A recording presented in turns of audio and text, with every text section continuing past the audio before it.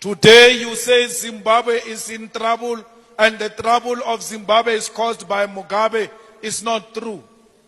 Who caused the problem of Syria? Who caused the problem of Libya?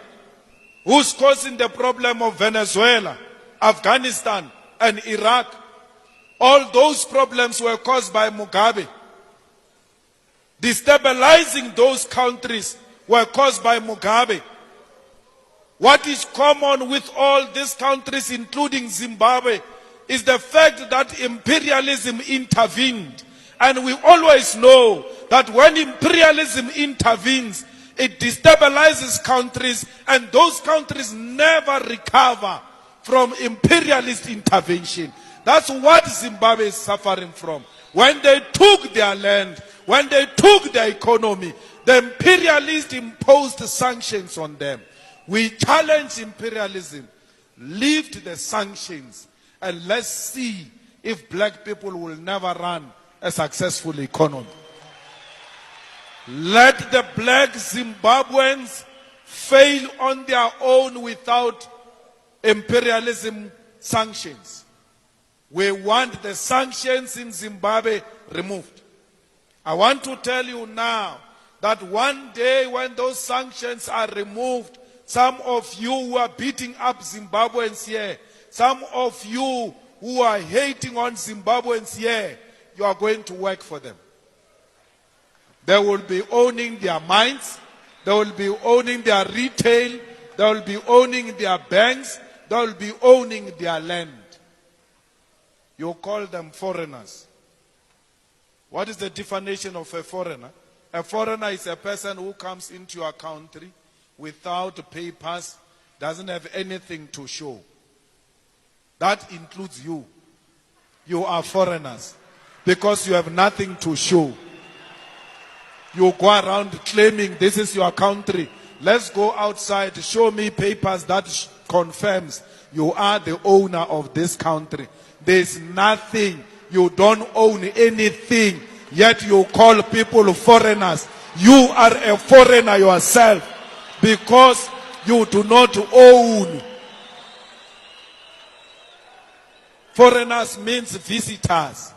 Visitors are people who just come empty-handed with a small bag. When the time permits, they go. That's you. You are renting. You are marching from the hostels, beating up people that they must leave South Africa. Yet you do not own a hostel. You are paying a rent in that hostel. You can be removed yourself from that hostel. You are telling people to leave your country. You come from an apartment. You come from a flat. You come from a house. You have no paper. When you return back home after taking out Zimbabweans, the white man will be at the door showing you the way out of the rented flat, out of the rented house, out of the rented apartment. You have nothing to show. Yet you claim this is your country. You have nothing. You are defending a white man's property. This South Africa is owned by a white man. This South Africa is controlled by the white man. Don't tell me this is your country. When people are burning buildings, you are rushing protecting them. Those are not your buildings. Those are white man's buildings. You have nothing. Stop hating on your future employers. These people are going to hire you. They are the most polite people. Even when they are educated, they still work for small jobs that pay nothing. They don't have pride. They know that you have to work to serve and feed your families. That's why they are here.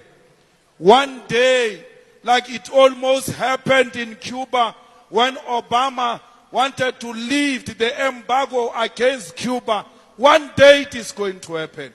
I pray to the ancestors of the revolution that it happens when I'm still alive. so that I can replay these videos and say, I warned you about harassing your future employers. I warned you about exploiting the people who are going to share their land with you because they've done it before. Why didn't Mugabe take the land immediately? He waited for you to get your freedom. Because had Mugabe take the land immediately, it would have caused a serious problem to a point where South Africa will not be liberated. They were a frontline state. They gave us a passage. They accommodated us. We stayed in their homes. They gave us food. They gave us shelter. They never called us names. Today it's our turn to say thank you. We become animals. It is not the spirit of Ubuntu what you are doing to these comrades.